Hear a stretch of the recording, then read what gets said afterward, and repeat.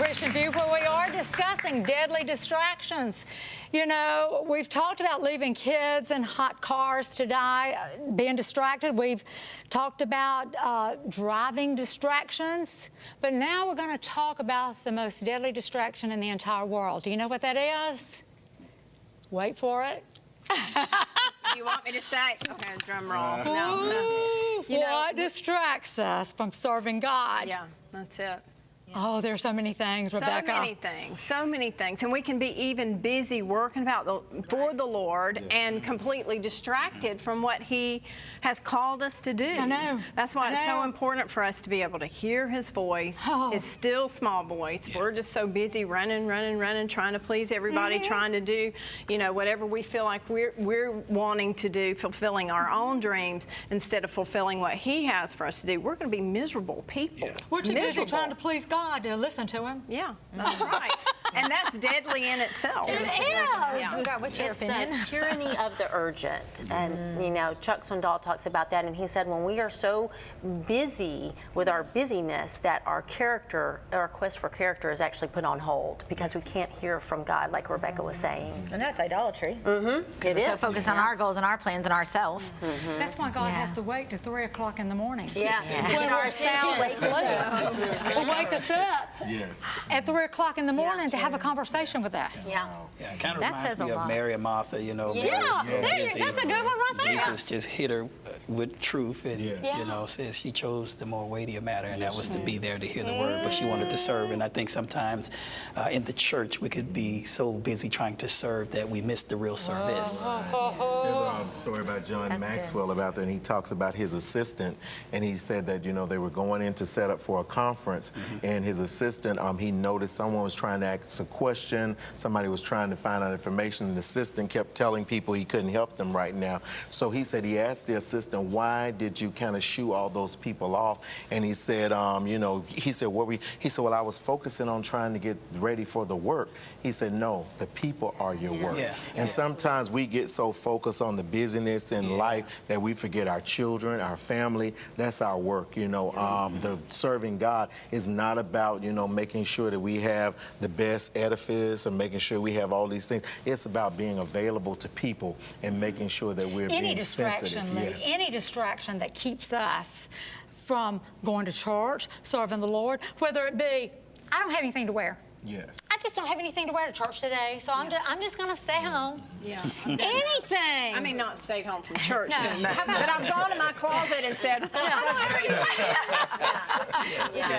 how about how sports now are on Sundays, right? And kids and families are all there on Sunday instead of home. But everybody else is doing it. The other team started doing it, and then it just gets out of control. Then we have no time on our calendar. It is outrageous where I am. I'm in Baton Rouge, but in New Orleans, like all of the churches know that when the Saints play, you forget it. Your church attendance is going to drop. The Super Bowl. The enemy has come in and distracted the church. He has people focusing more on what people are doing wrong versus what people are doing right. Anything can distract you in the sanctuary. Yes, God has not done anything to any of us. People have done things, Lee, but that is we so get good. distracted. That is so good. You know, and we lose our focus on, I'm not going to church because all they want is money. I'm not going to church because, you know, like people aren't real. I don't you know, like him. It's so many things. As Christians, the most powerful time that we can spend, and yet the most vulnerable time that we can spend, is on our face in prayer.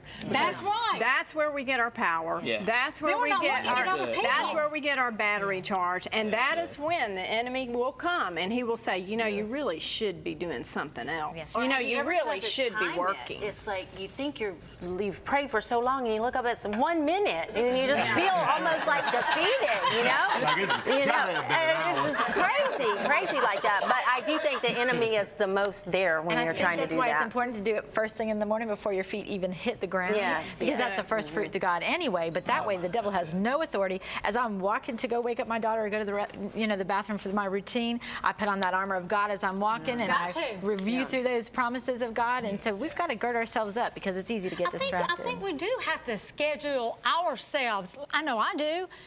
Anyone that tries to call me at night between 7 and 7:30, that's prayer closet time. It's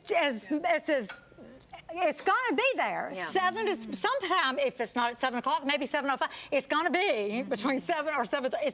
So you have Jackie's in the those prayer You have closet. those routines built into your life. Yeah, religiously. Yeah. It's got to be there. You've got to put that kind of priority Because you're probably on it. thirsty when you don't do it. You're just seeking that relationship. Oh, you miss it anyway, so bad. yes. For me, it's in the morning. That just sets my day off perfectly. And if I do get one of those text messages or calls, I'll just say I'm in a meeting because in my world, that is That's the the most best important meeting. meeting.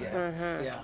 But society is so distracted as a whole. You know, there's so many things that have people's attention going to the wrong thing, and we have so many subliminal messages that are fed to us all day long that, you know, if you don't start off, like you were saying, with prayer to keep yourself above that under threshold, that thing that will come in, it will get you subverted and you'll end up going in a different direction than what you even intended to be. And it can happen to any of us. Pastor, it doesn't matter your title. It's The too enemy will easy to distract plan all God of us. out of your Yes. entire day. Yes, it C.S. is. Lewis said to someone that asked him, and he said, you know, it's going to be a really busy day. I'm going to pray a whole another hour.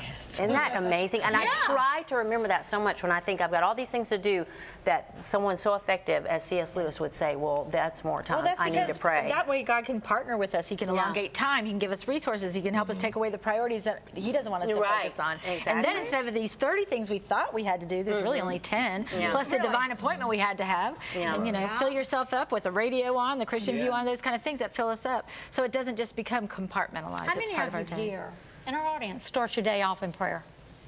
Anybody start your day off in prayer? I can't get out of the bed. My grandmother used to say, how you start off is how you'll end up. Oh, that's good. That doing that. Grandmothers are so Yeah. wise. We should They listen to their are. wisdom. I hope our kids think of us like that I one didn't have any day. choice, you know. She's Well, like, let you're going to me ask listen, you're going to go to church. If you don't want to go to church, I'm going to lock the door. You're going to sit on the porch. I got tired of sitting on the porch, so I went to church. Good for you. I love that she taught you as a little boy to As pray. a little boy, Your grandmother. Yeah, I wonder what she was doing on her knees. Like, she'd take her false teeth out. No offense to those who do. I'm sorry, I don't know if that. But yeah, she would.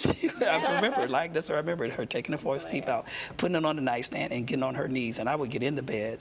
She would pray all night. I would get up, and she would still be praying. I said to Yeah, myself, that's so good. Our kids seeing that today, are they seeing That's us what pray? good old days. yeah, good old days. Yeah.